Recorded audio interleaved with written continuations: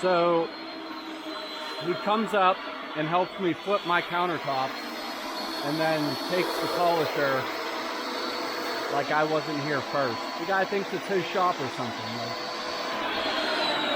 what are you doing? It's like his daughter's wedding's coming up or something.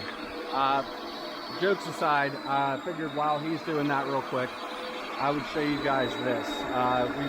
Whenever we form this up, we always shoot for, like when we have our broken stone liner, we always shoot for seams to somewhat match up. So let me set you down real quick.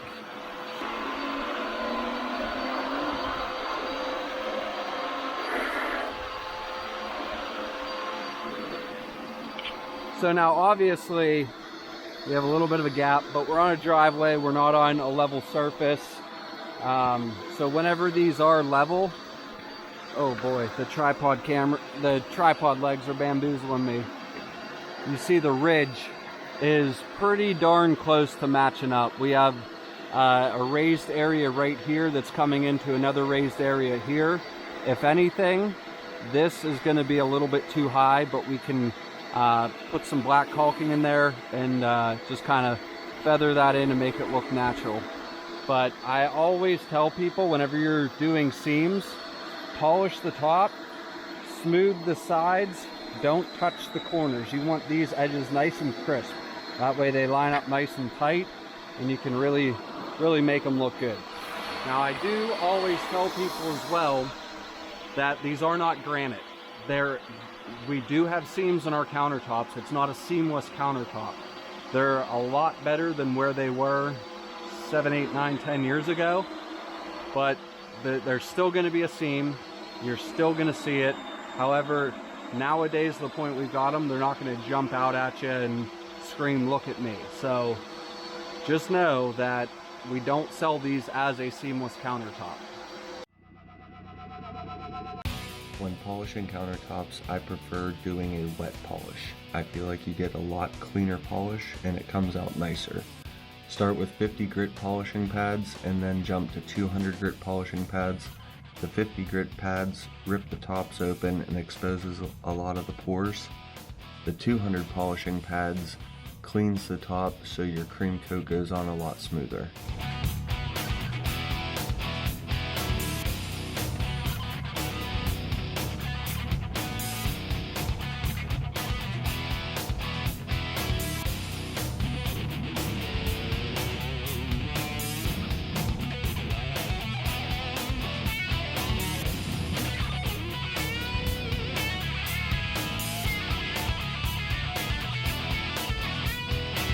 The same concept applies to your hand polisher. With this, you want to use nice light pressure because you're working on some of the more fragile areas with it.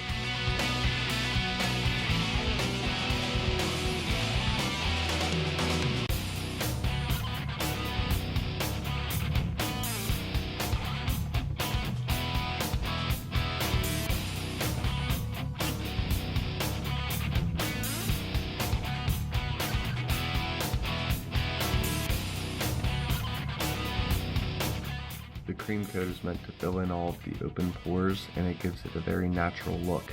It is just a mixture of Portland cement and whatever color you want your secondary color to be.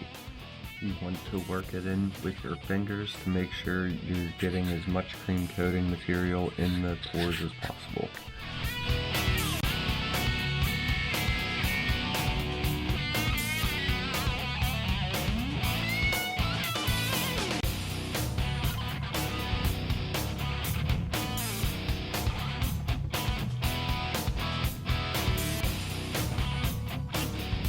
After you spread the cream coat around, I prefer to let it sit for a few minutes to soak up a lot of the water. This helps to pull the cream coat in some of the larger pores. After you do that, I use a grout float to squeegee the top off so the polishing goes extra fast.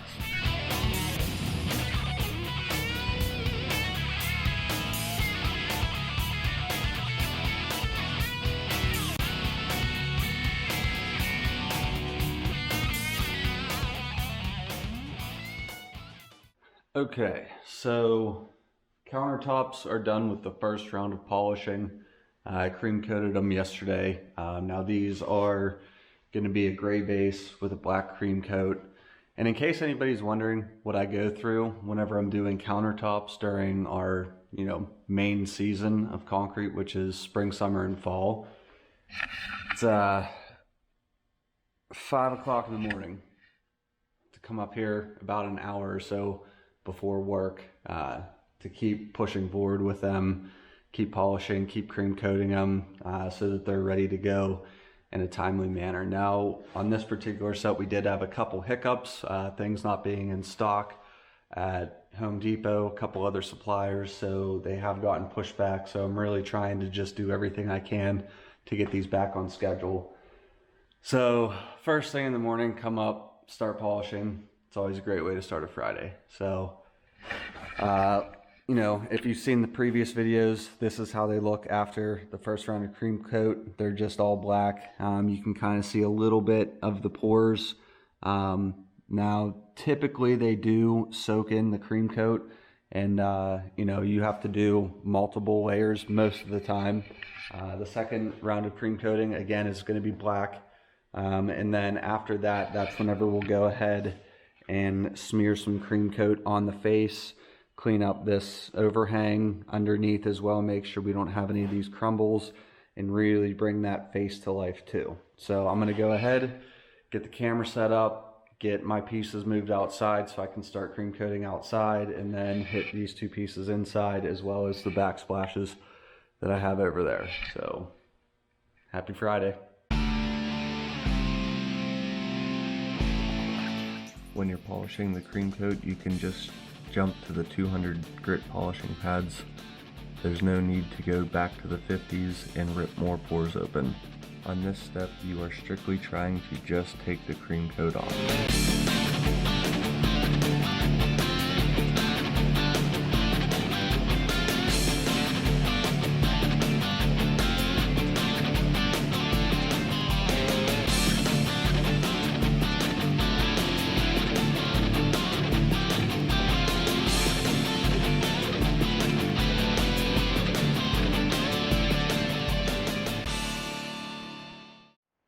Okay, so there it is. First round of surface polishing is done. Like I said earlier, I do need to go along and clean up the edge with some hand polishing pads.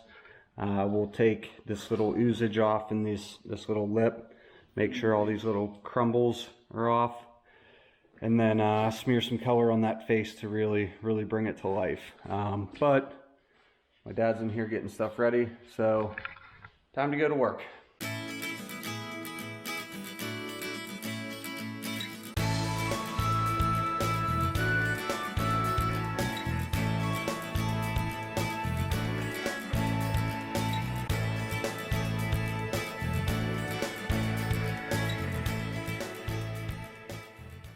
Okay, so everything has been cream coated for the second time. I went ahead and worked the black Portland into the inside of our sink knockout, as well as smeared some color on that broken stone face. Now I know this does look a little bit rough right now, but stuff like this, these like bigger blotchier areas that don't look real natural, there's another one. Whenever I'm doing my final polishing, I like to go around, clean up these seam edges to make sure they're nice and crisp, so they sit nice and tight together, as well as go and work a lot of these out, just kind of lightly hit them with the polishing pad to knock some of that out. This should be the final cream coat and polish step I have to do. I got everything done. The end of the backsplash that I needed to do is done, as well as the risers for our cooktop area. So we'll let these sit today while I'm at work, and then after work today, go ahead and get these finished up so that they can start drying for sealer. So check back in.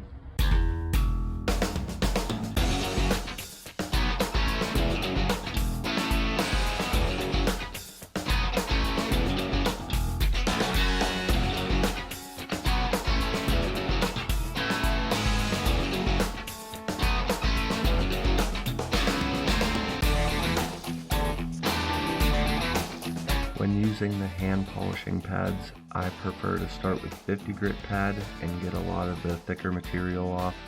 After that, you can jump to a 200 grit polishing pad, and it makes it a lot easier to get a nice clean finish.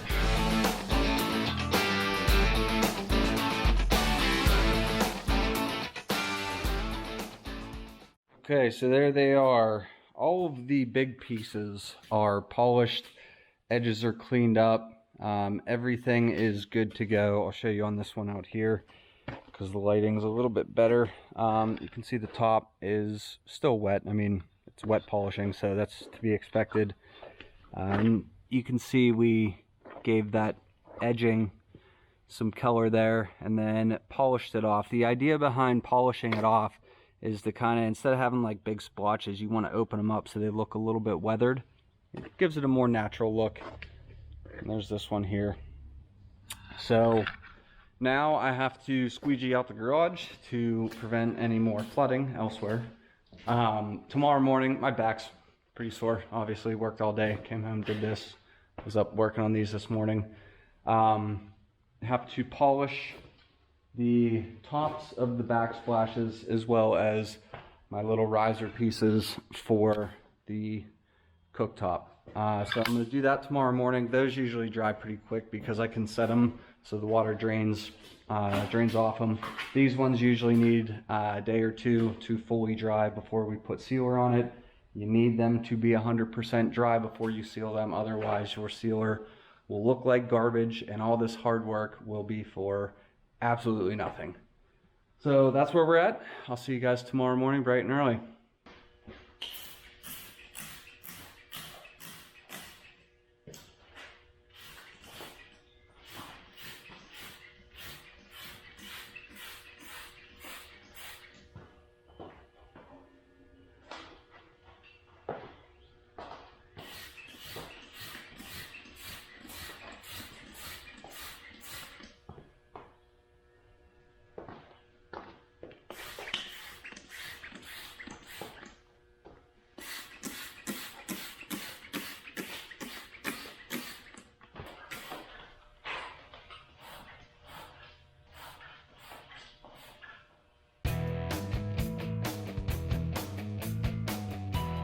After the countertops are in place, they need shimmed so that all of the seams line up nice and smooth. Then you can go around and tape everything. I tape the seams, the walls, and the cabinets underneath so that the caulking goes really nice.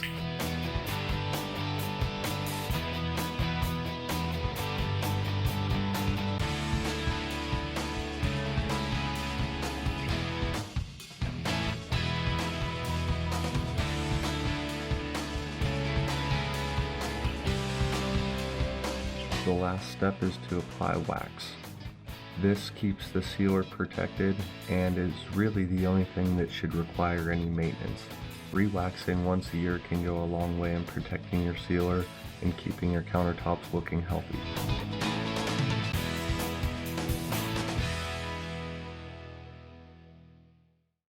Okay everybody, so fast forward, oh boy, probably a month and a half now.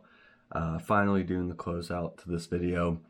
I opted to not do it there because by the time I got everything finished up and caulked and shimmed and everything, I think it was like 10 o'clock at night or something. So I'm thankful that the homeowners were nice enough to let me work in their house that late at night.